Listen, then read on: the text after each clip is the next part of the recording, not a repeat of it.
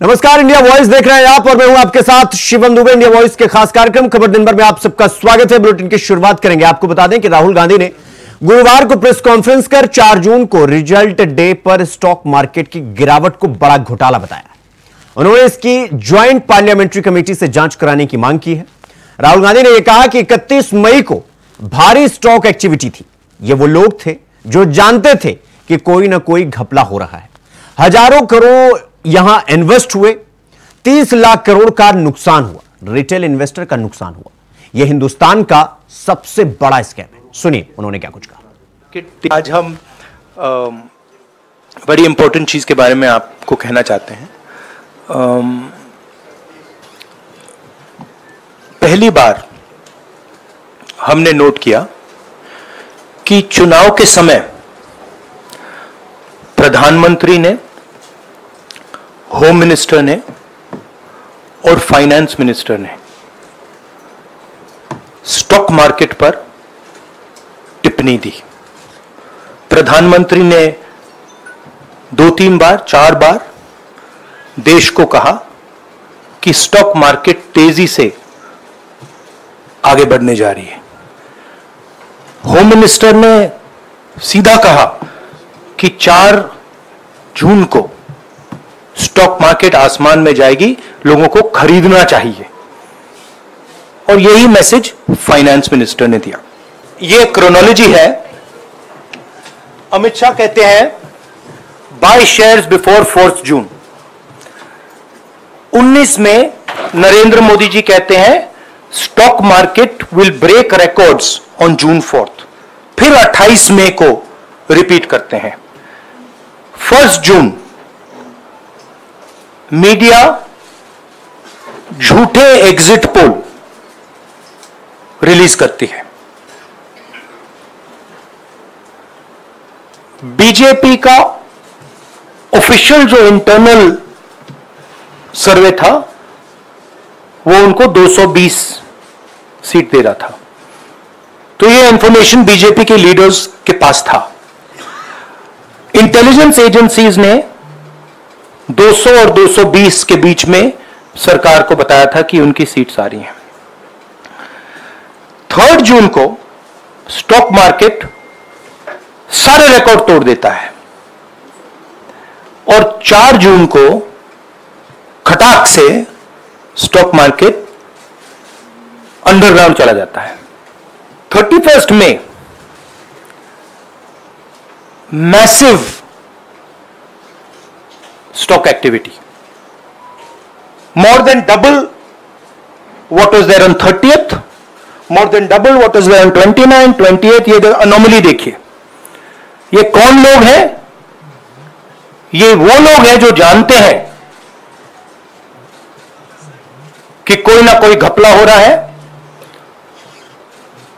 हजारों करोड़ रुपए यहां पे इन्वेस्ट हुए हैं। फॉरेन इन्वेस्टर्स ने इन्वेस्ट किए हैं और उसके बाद 30 लाख करोड़ रुपए का लॉस होता है। किसका लॉस होता है? रिटेल इन्वेस्टर्स का लॉस होता है। तो ये जो आप देख रहे हैं हिंदुस्तान की स्टॉक मार्केट की हिस्ट्री का सबसे बड़ा स्कैम है। प्रधानमंत्री ने देश की जनता को इन्वेस्टमेंट एडवाइस क्यों दी और 5 करोड़ परिवारों को जो इन्वेस्ट करते हैं उनको प्रधानमंत्री ने, होम मिनिस्टर ने स्टॉक खरीदने का आदेश क्यों दिया? दूसरा, दोनों इंटरव्यूज जो किए गए थे वो अदानी जी के जो चैनल्स हैं उनको दिए गए थे। उन पर सेबी का इन्वेस्टिगेशन हो रहा है, तो उन चैनल्स का क्या रोल है? और बीजेपी के बीच में जो फेक एग्जिट पोलस्टर्स हैं और ये जो फॉरेन इन्वेस्टर्स हैं, इनके बीच में क्या कोई रिश्ता है? और अगर रिश्ता है तो क्या है? हम जेपीसी चाहते हैं, हम इन्वेस्टिगेशन चाहते हैं और देश इसकी सच्चाई जानना चाहता है। तुम्हारे नतीजों के बाद देश में एक बार फिर एनडीए सरकार बनने जा रही है। प्रधानमंत्री मोदी 9 जून को शपथ लेंगे। हालांकि इसकी औपचारिक घोषणा अभी नहीं हुई। उधर सरकार बनाने की तैयारियां तेज हो गई हैं। बीजेपी अध्यक्ष जेपी नड्डा के घर पर पार्टी के वरिष्ठ नेताओं ने बैठक की और इस बैठक में गृह मंत्री अमित शाह, बीएल संतोष, सोनी, दत्ता जी, अरुण जी और रक्षा मंत्री राजनाथ सिंह बीजेपी अध्यक्ष जेपी नड्डा के आवास पर मौजूद रहे। जिसको लेकर दिग्गजों ने क्या कुछ कहा, सुनिए। दिल्ली तो जाना ही है, दिल्ली का आनंद है। दिल्ली के लिए माननीय प्रधानमंत्री जी को हमने अपनी तरफ से मध्य प्रदेश की सरकार ने और इकाई ने सर्वोत्तम भेंट करने का प्रयास किया है और हम सब जानते हैं कि 29 के 29 कमल खिले हैं और यशस्वी प्रधानमंत्री फिर एक बार मोदी सरकार के नारे को सार्थक करते हुए हमारी कल पार्लियामेंट्री संसदीय दल की मीटिंग के बाद में आगे बढ़ेंगे। मैं उम्मीद करता हूं कि नई सरकार सभी को लेकर चलने के साथ भारत की साख दुनिया में फिर एक नए प्रकार से बनाने के लिए माननीय मोदी जी की भूमिका का इंतजार कर रही है और मोदी जी के लिए मैं शुभकामना देता हूं। बाबा महाकाल उनको यशस्वी करेंगे। मिला करके भारतीय जनता पार्टी को जनादेश मिला है और उनके साथ सहयोगी दल जो एनडीए के हैं वो सारे लोग हैं और तीसरी बार देश के यशस्वी प्रधानमंत्री नरेंद्र भाई मोदी शपथ लेंगे और अच्छे ढंग से सरकार चलेगी। देखिए पूरे देश को भरोसा है और नरेंद्र भाई मोदी जानते हैं कि किस तरीके से देश को आगे बढ़ाने के लिए सबको साथ लेकर चलना चाहिए। सब इंडिया अलायंस में मिल करके काम करेंगे। इंडिया अलायंस ने भी कल बैठक की थी और बैठक करके बड़े मुद्दों पर उन्होंने बात की और कहा कि देश में जिस तरीके से मोदी जी को डेंट दिया है, मोदी जी को सबक सिखाया, उसको लेके क्या कहें? देखिए मोदी जी तीसरी बार प्रधानमंत्री बन रहे हैं और उन लोगों को इस बात का अंदाजा निश्चित रूप से लग गया होगा कि तीसरी बार प्रधानमंत्री बन रहे हैं तो स्वाभाविक रूप से इस देश के भविष्य को लेकर जो देश की आशा है उस पर खरा उतरेंगे। ये प्रधानमंत्री नरेंद्र मोदी जी तीसरी बार प्रधानमंत्री बनने जा रहे हैं। 10 वर्षों की यात्रा में भारत दुनिया की 5वीं बड़ी महाशक्ति अर्थव्यवस्था के मामले में बना है। गरीब कल्याणकारी कार्य हुए हैं और पूरा देश एक आशा विश्वास के साथ आगे बढ़ा है।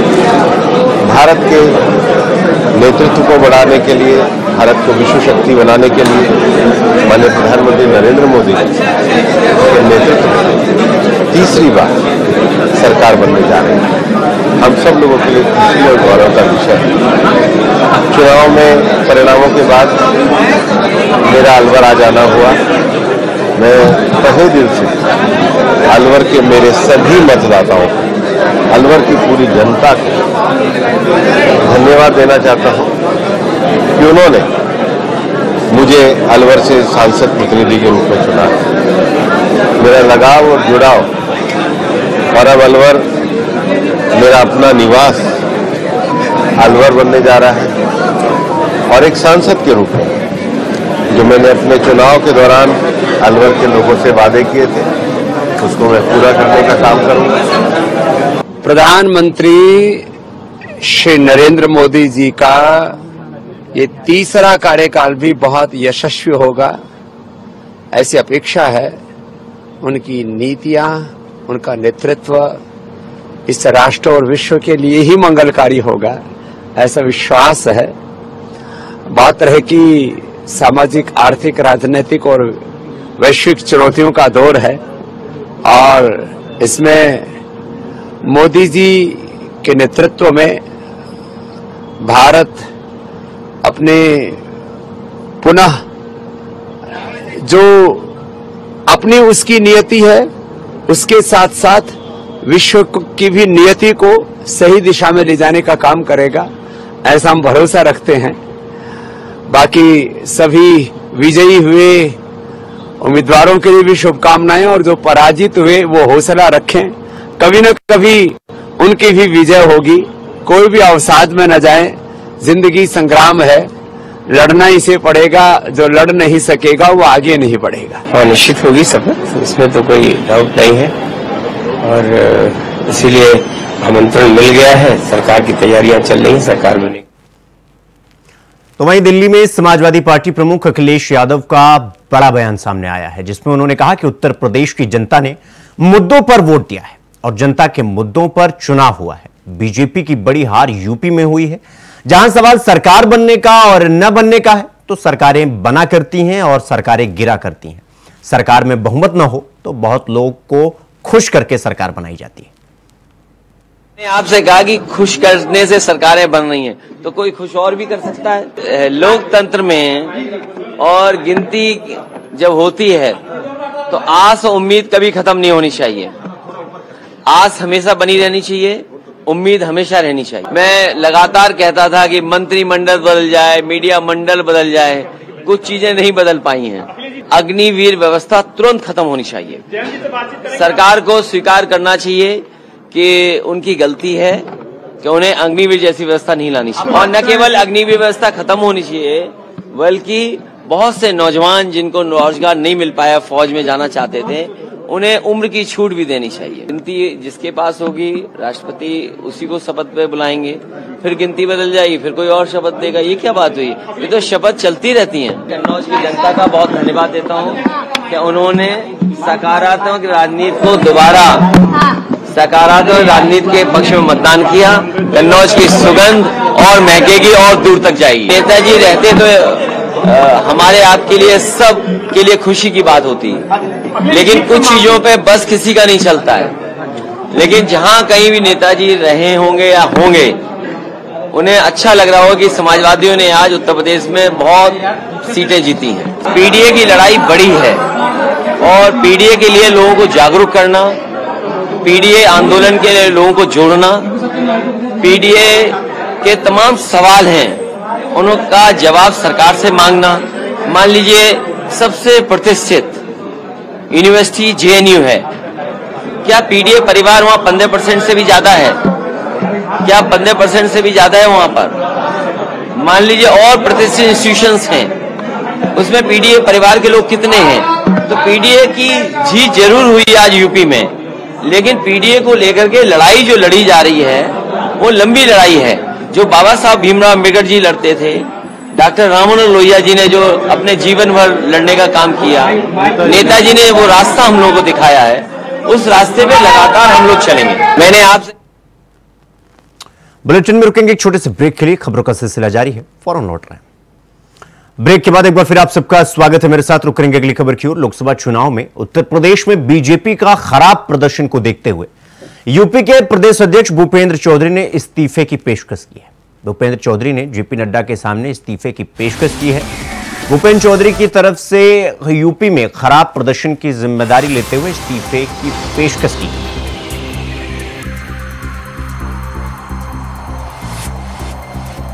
तो यूपी के बीजेपी के अध्यक्ष भूपेंद्र चौधरी ने लोकसभा चुनाव में खराब प्रदर्शन की जिम्मेदारी को लेते हुए उन्होंने इस्तीफे की पेशकश की।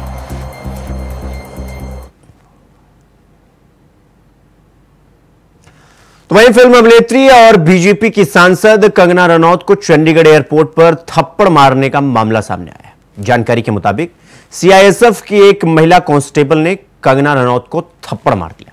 इस घटना को लेकर अब भारतीय जनता पार्टी की सांसद ने अपनी प्रतिक्रिया दी और इस घटना के बारे में बताया कि कंगना रनौत ने यह बताया है कि सीआईएसएफ कांस्टेबल ने मुझे थप्पड़ मारा और बदले में गालियां भी दी। साथ ही उन्होंने यह भी कहा कि मैं पंजाब में बढ़ रहे आतंकवाद और उग्रवाद को लेकर चिंतित हूं। मामले में महिला कांस्टेबल का बयान सामने आया, जिसमें उन्होंने कहा कि किसान आंदोलन में कंगना रनौत ने धरने पर बैठने वाली महिलाओं को यह बोला था कि 100-100 रुपए के लिए धरने पर बैठ, तब मेरी मां भी वहां बैठी।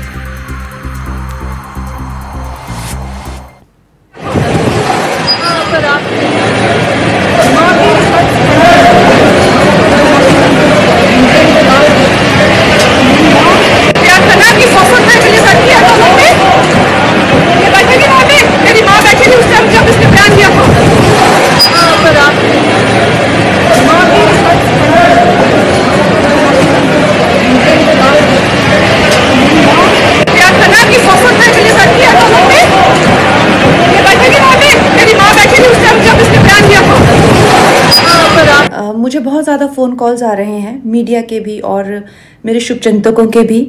सबसे पहले तो I am safe, I am perfectly fine. आज चंडीगढ़ एयरपोर्ट पे जो हादसा हुआ वो सिक्योरिटी चेक के साथ में हुआ। वहां पे मैं सिक्योरिटी चेक करके जैसे ही निकली तो दूसरे कैबिन में जो महिला थी, जो सुरक्षा कर्मचारी थी सीआईएसएफ की, उन्होंने उनके पास या उनको क्रॉस करने का इंतजार किया और साइड से आकर जो है मुझे मेरे फेस पे हिट किया और गालियां देने लगी। और जब मैंने उनको पूछा कि उन्होंने ऐसा क्यों किया तो उन्होंने कहा कि वो फार्मर्स प्रोटेस्ट को जो है वो सपोर्ट करती हैं। और I am safe, but my concern is कि जो आतंकवाद और उग्रवाद पंजाब में बढ़ रहा है, how do we handle that. मुझे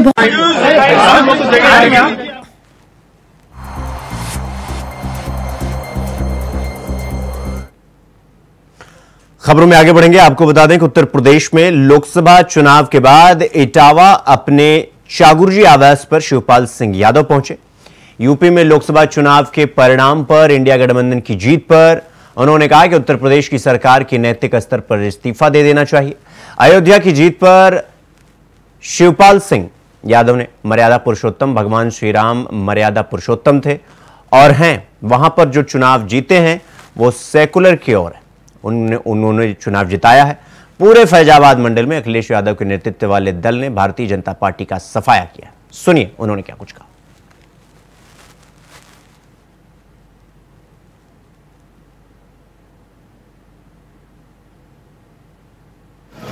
देखिए, आज अगर देखा जाए तो भारतीय जनता पार्टी की उत्तर प्रदेश की सरकार को नैतिक स्तर पर आज इस्तीफा दे देना चाहिए। और इसलिए इस्तीफा दे देना चाहिए, इस चुनाव के जो परिणाम आए हैं तो अखिलेश यादव वाली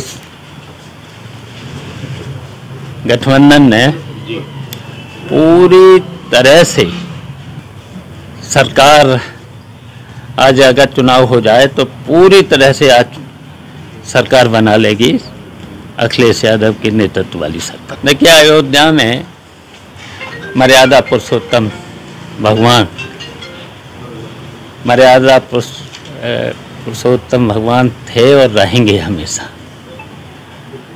और देखिए, वहाँ पर जो चुनाव जीते हैं वो सेकुलर थे और हैं, तो वहाँ के जनता ने असली सेकुलर को जिताया है और असली मर्यादा पुरुषोत्तम भगवान का सेवक तो जीता है।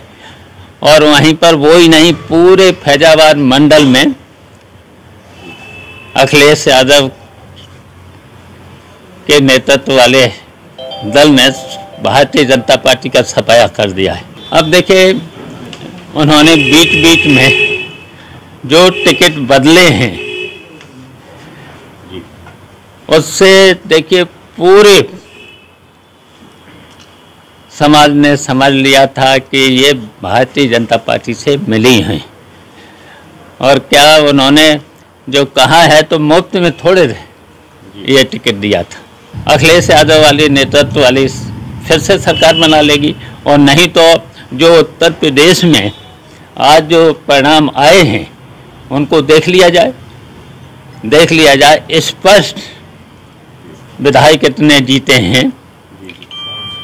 तो इसलिए नैतिक हाँ, आज इतने विधानसभा बार अगर देख लिया जाए तो इतने विधायक जीते हैं, स्पष्ट सरकार बना लेंगे। देखिए, मैंने कहा कि जो मर्यादा पुरुषोत्तम भगवान थे और रहेंगे, तो देखिए वहाँ पर जो भी चुनाव हुआ है तो वहाँ के जनता ने इतना वोट दिया है तो अयोध्या भी असली जनता का वो भगवान का सेवक जीता है। खबरों में आगे बढ़ेंगे। दिल्ली के जल संकट को लेकर दायर की गई याचिका पर गुरुवार को सुप्रीम कोर्ट से बड़ा फैसला आया। अदालत ने हिमाचल प्रदेश को तत्काल प्रभाव से 127 क्यूसेक पानी हिमाचल प्रदेश को देने को कहा है, जो पानी दिल्ली में छोड़ा जाए, जिससे प्यासी दिल्ली को राहत मिल सके। इसके साथ ही कोर्ट ने दिल्ली सरकार से भी पानी बचाने के उपाय करने को कहा है।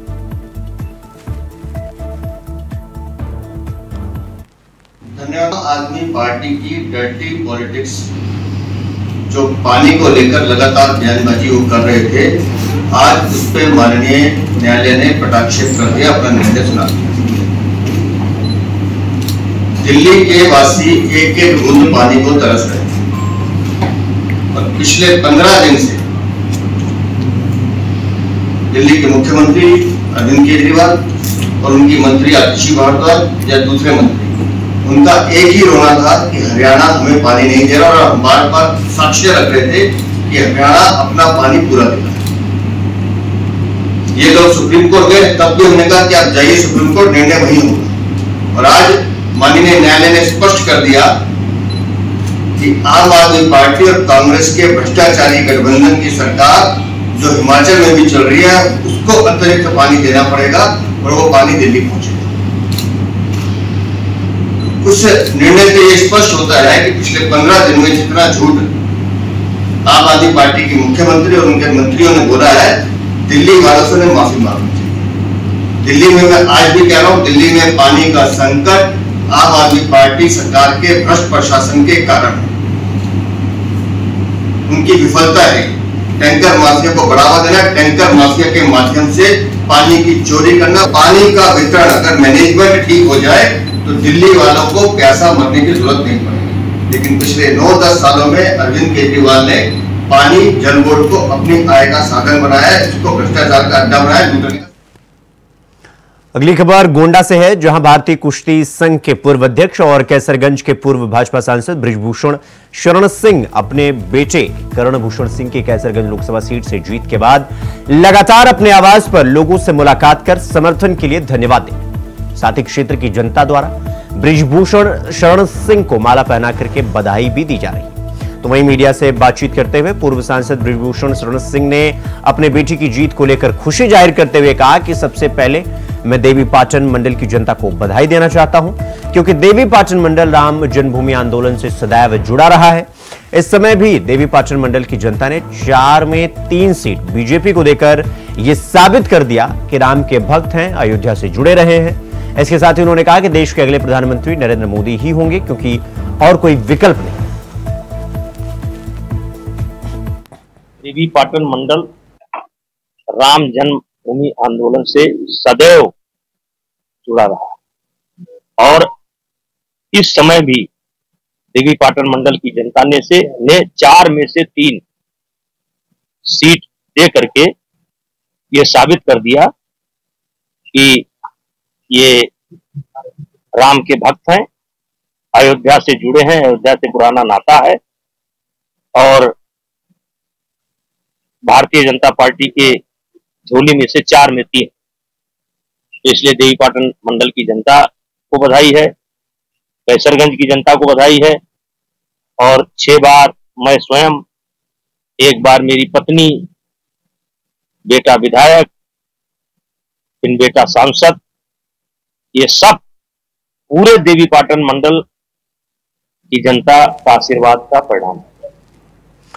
लखनऊ के जानकीपुरम पुलिस ने फर्जीवाड़े का खुलासा किया है। दरअसल आपको बता दें कि पुलिस ने महिलाओं से टप्पेबाजी करने वाले बाप बेटे को गिरफ्तार किया है। सीसीटीवी की मदद से दोनों आरोपी को गिरफ्तार किया गया है।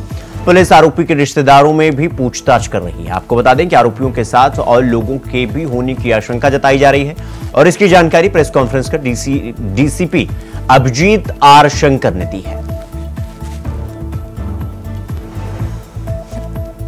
तो सीसीटीवी की मदद से आरोपियों को गिरफ्तार किया है। महिला से टप्पेबाजी करने वाले ये दोनों आरोपी गिरफ्तार हुए हैं। हालांकि रिश्तेदारों से भी पूछताछ की जा रही है, आगे जांच पड़ताल भी की जा रही है। तो पुलिस ने बड़े फर्जीवाड़े का खुलासा किया।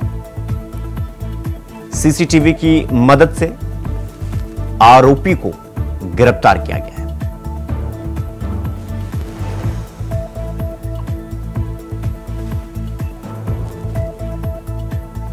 महिला से टप्पेबाजी करने वाले 2 लोगों को गिरफ्तार किया गया है। पुलिस सीसीटीवी कैमरे की मदद से इनको गिरफ्तार किया।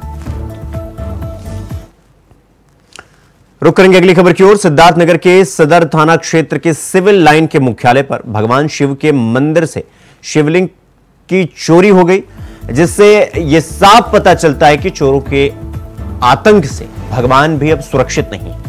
आपको बता दें कि थाने से महज 200 मीटर की दूरी पर चोरी की घटना हुई। सूचना पाकर मौके पर पहुंची पुलिस जांच पड़ताल में छानबीन में जुटी।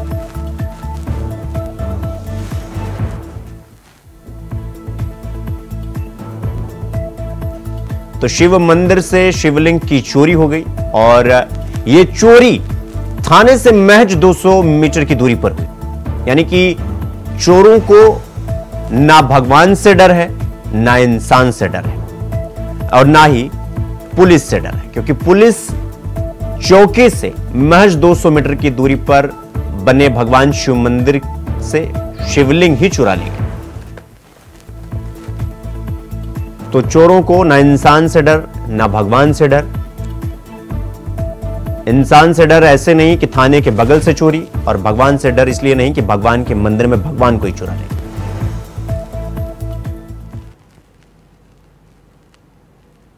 तो इसी के साथ खबर दिन भर में फिलहाल अभी के लिए बस इतना ही। देश और दुनिया की तमाम खबरों को देखने के लिए देखते रहिए इंडिया वॉइस। नमस्कार।